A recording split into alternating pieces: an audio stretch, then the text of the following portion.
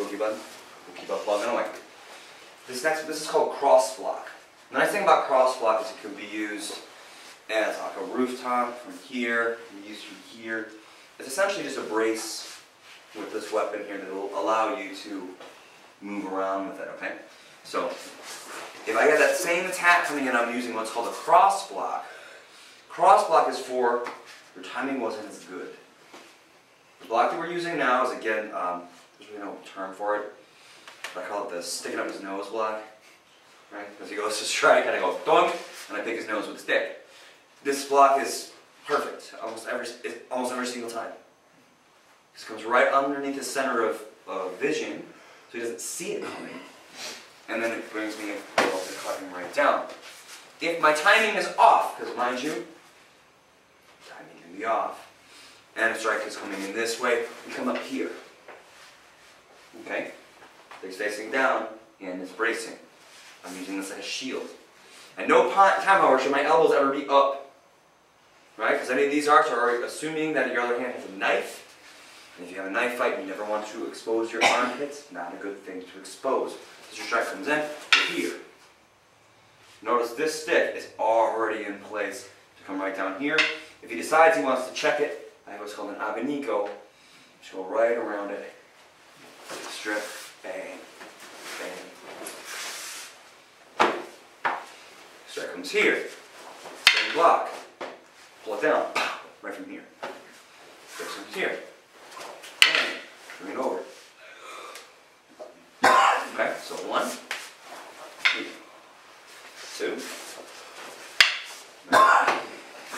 Yeah, sorry. Ouch. 3. Okay, so it's the same thing. It's over here, here, right?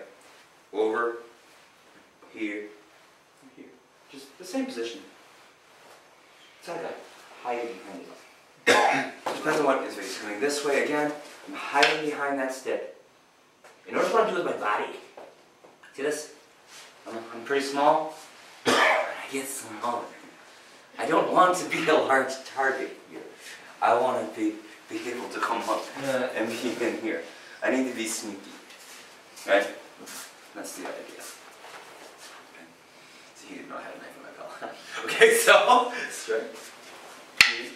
Okay. Should be here, pressing down. This could also circle up, depending on what you're doing. You can also come back over here.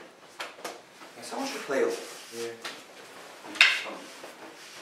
Okay. It's a nice block to learn when your timing isn't so well. But for any of them, whether it's overhead, side, or whatever, if you have this timing,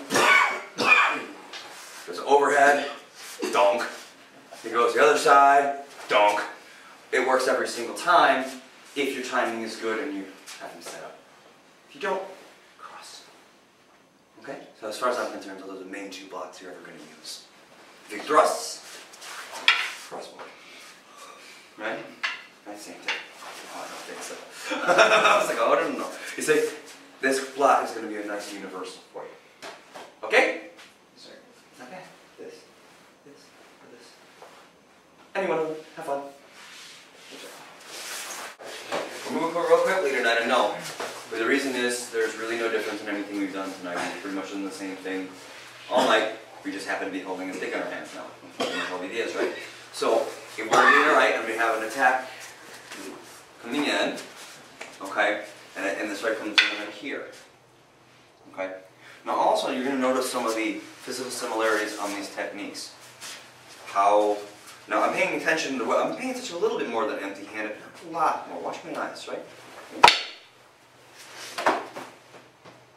Am I looking directly at him? No, sir. No. I am looking enough to make sure I have a nice targeted shot, but you see, I'm not actually doing this. The other thing I'm doing is this. I'm making myself very small. Right? Weapon he does, and the strike comes in. Right? Same idea. It's no different. It's no different at all. And when you get in this small kind of motion here, okay, it becomes very deceptive. Okay? Okay.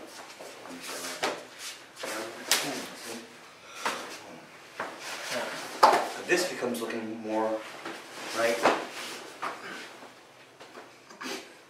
Southeast Asian, right? Filipino, Malaysian, Indonesian, right?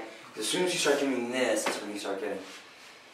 Now, if I was to take this from a more kosher perspective, right? Start from the done. Same idea. Ooh, nice thigh. Yeah, and a thumb. Then I have this. You know, we were talking about the okuda stuff, right? Just sort of stick this stick here. Oh man. Oh man.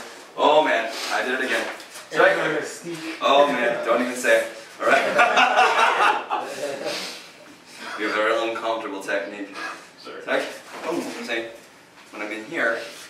Now again, he wants to reach and hit me, right? Nope. Oh. Oh. Right, same notion. There can be only one. Right? That's the idea. So, all the stuff that we did tonight, the strike comes in, over here. Does it really look any different? Really? I'm sorry, I had some fun with it. Sorry, dude. Alright. Okay. Do you guys see the idea? The idea behind Kosho view is to seek similarities, right? That's what we really, that's the big thing about it. So whether we're holding a weapon, whether we're just things empty-handed, we're a little bit more free-flowing tonight. I mean, we'll get into more structure next week. And actually have more structured techniques to learn and things like that.